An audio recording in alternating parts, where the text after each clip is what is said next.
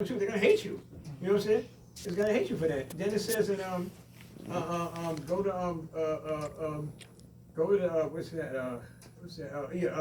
Matthew not Matthew 2 Corinthians 6:17.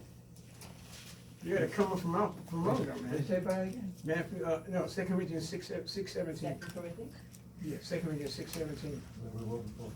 Just for us, man. We got it on, 6:17. We got to come from up under there, man. 6:17. Okay. 6:17.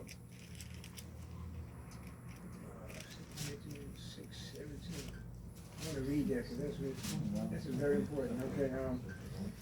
Wherefore, come from among them, and be ye separate, said the Lord, and touch not the unclean thing, and I will receive you. We got to come from among them. You know what I'm saying? Like in these lost people, from the world. The world don't love us. You know what I'm saying? What it said, love not the world. If you're loving the world, when you come in, they want to tell you about the world. No, love is the world. We want to tell you about Jesus, how he died for your sins. Because I'm going to give account for you. It says, Romans 14:12, so every one of us should give himself account to God. We're going to give account. I'm going to give account for people that we didn't warn. There's a lot of people that didn't warn, and I feel guilty of that, They didn't warn because they're going in and want to compromise. Here we go back to that still voice. Don't tell them about hell. Don't do that. Don't tell them. Who cares about their feelings? And we get like that because we still got the same flesh. We still got the same flesh. The same flesh they got. The only thing we got a spirit living in us. Great is he that's in you and he that's in the world. That's all it is. We still stuck with the same flesh, so we're gonna go through these problems.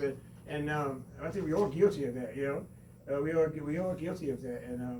And last but least, not last, but John 3:36. He that hath the Son hath life. Right? Yes, sir. But he that hath not the Son shall not see life, but the wrath from God about him. See, that's not love right there. That's not love. The first part is love. The second part is not love. He that hath not the Son shall not see life, but the wrath from God abideth in him. So you're gonna tell people that here, you're gonna go to hell. They don't wanna hear that. They wanna get away from you. We are saved of death. When they see us, they ain't tell you about death. Oh, come on here about no giant. But it says the fearful and the unbelieving, they fear no. It's all hell. No, it can't be true. Yeah. No, they don't want to hear it. You know what I'm saying? They want to hear it. The devil keeps them away. They don't want to hear it. So, and we're gonna go, like I said, judgment begins. I don't care how much Bible you know. Judgment begins in the house of God. I don't get people that my friends say, he reads the Bible. Oh, I say my devotional prayers. I read my Bible. I say, but you don't go to church. You know what I'm saying? So what? You know all this stuff about the Bible, but yeah, he don't go. He don't give out tracts. He don't do nothing. But yeah, he always calling me. Oh yes, yeah, yeah, but you need to go to church. Oh, you gotta know that. You get guilty when I tell me you need to go to church. Oh yeah, they give me this free. But you want something free? The Bible says, didn't Jesus work? Didn't Paul work as a tent worker? Go to work, get a job. What you want free welfare money? Get a job. Go to work. You know what I'm saying? And he knows so much Bible. That's what it said. You don't care how much Bible you know. You know what it said in 1 Peter 4:17. What in 1 Peter 4:17? This was wrong with the church today. You know what I'm saying? I go to church. You know what I'm saying? I don't care what you go to church. You go to the right church. You know what I'm saying? 4:17. You want to go? What it says here?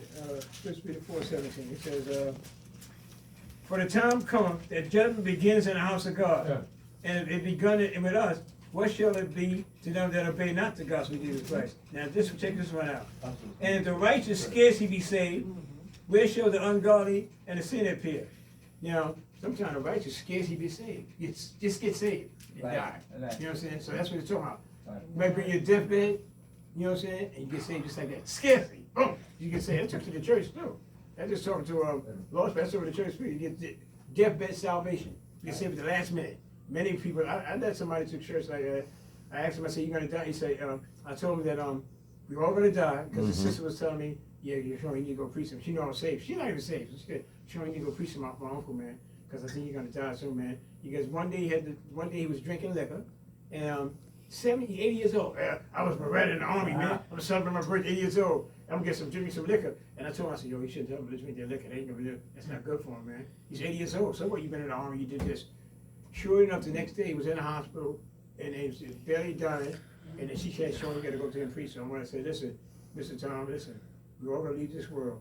We're going to leave this world one day. We're all going to die. Don't worry about it. And he went like this. And I said, no, we ain't going to die yet. You know what I'm saying? You believe Jesus Christ died for your sins? You know what I'm saying? He went to hell to pay for your sins. You don't have to go to hell. He couldn't even talk because he said he was so messed up. He couldn't talk. Do you believe this? He shook his head. He said, man. Yeah, I believe this. Remember, we're all going to die, but just pick your faith and trust what he did on the cross. Your sins forgiven. I said, you believe this? He said, yeah. Next day he died. The next day she woke up and said, Shawn, guess what? My uncle passed away.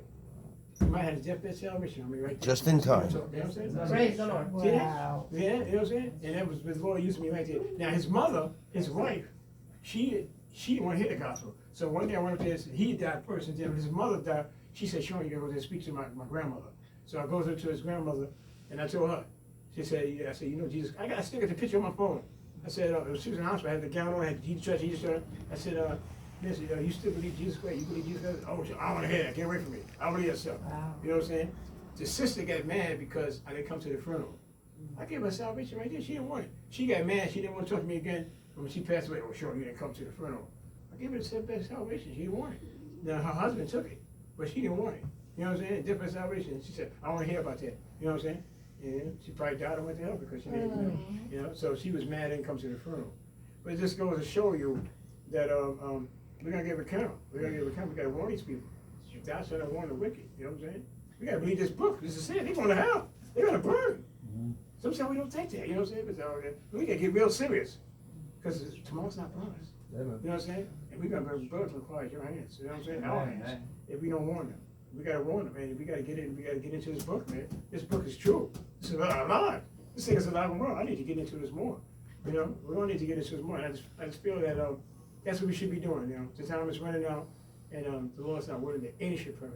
You know what I'm saying? Any. I mean, Chinese, anyone. You know what I'm saying? And the devil said, "Oh, I know what the Chinese. They believe in Buddha. They all going to hell." That's what he tells us sometimes. Don't believe in them. No, you gotta witness these people, man. All the Mexicans that come across the border, yeah, come on, let them come in.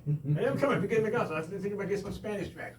We got a Spanish track. They come across. They said they'll be coming up to they're gonna be coming to Jersey, Maryland, everything. Coming to the border. They're all coming. I said, good, okay, good. We got some Spanish tracks. I don't care what they think. Y'all don't want to guard your school. You know you can't go to the school and give out tracks. They can call the police. Good. What's so man sow, you also reap. What he said in John 17. I pray not for the world. I don't pray for this world. We can read some souls, though. We can read some souls. You got to put our heart in this book.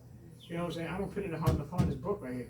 Souls are driving every day, dropping into hell. We wake it up, you know, look it up, and oh, it's too late. And then in Revelation 21, we're going to see them people that we didn't preach to. We're going to say, oh man, you didn't tell me. You just told me that there's separation from God. Or you never told me about hell. You just told me I just had to believe. No, what about hell? What do you mean saved from? You've been saved from going to hell. You've been saved from. And that's the problem with the church today. Jesus talked more about hell than heaven. Nobody's preaching that today. And that's why many souls are dropping into hell. And that's right, judgment begins in the house of God. That's what I said. So just think about that, folks. We got to warn these people, man. Me too. Amen.